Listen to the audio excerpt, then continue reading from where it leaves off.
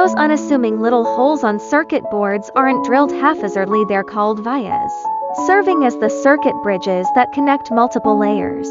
But if the hole diameter is off by even a fraction or the placement is slightly misaligned, the board either won't conduct electricity or will fail after just a few days. Many people have stumbled on this tiny detail. Via holes serve two essential functions, neither of which can be overlooked.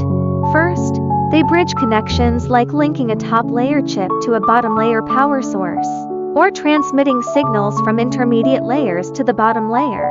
It's all about creating those vital channels. Second, they provide a structural anchoring during device assembly. Screws pass through these holes to securely fasten the board, preventing vibration from damaging components. But these tiny holes hide three fatal pitfalls that guarantee disaster if stepped on. Blindly choosing hole size, signal vias too large, waste space and risk scraping adjacent traces. Too small, and solder won't fill them, causing direct circuit breaks.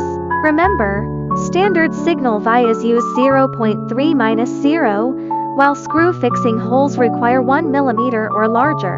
Improper placement, drilling too close to pads or signal traces less than 0.2 mm risks grinding through traces during drilling or causing shorts during soldering. Neglecting protection, failing to apply solder mask over the via opening allows solder to flow into the hole during component placement, either blocking the path or causing bridging. Proper via creation follows three simple yet critical steps. Select aperture by function. Distinguish between signal transmission and component mounting. Use smaller apertures for signals and larger ones for mounting. Pre-calculate components and trace spacing. Avoid hazardous zones. Drill holes at least 0.2 mm away from pads and signal traces to ensure adequate clearance. Apply protective treatments.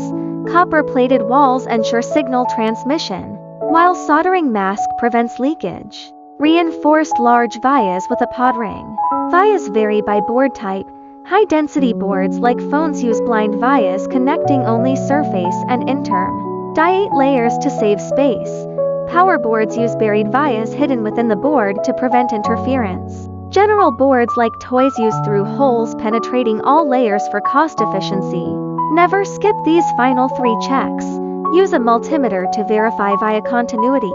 Inspect for copper plating defects on the hole walls, and confirm complete solder mask coverage. Though tiny, these holes are the invincible critical points for circuit board conductivity and durability.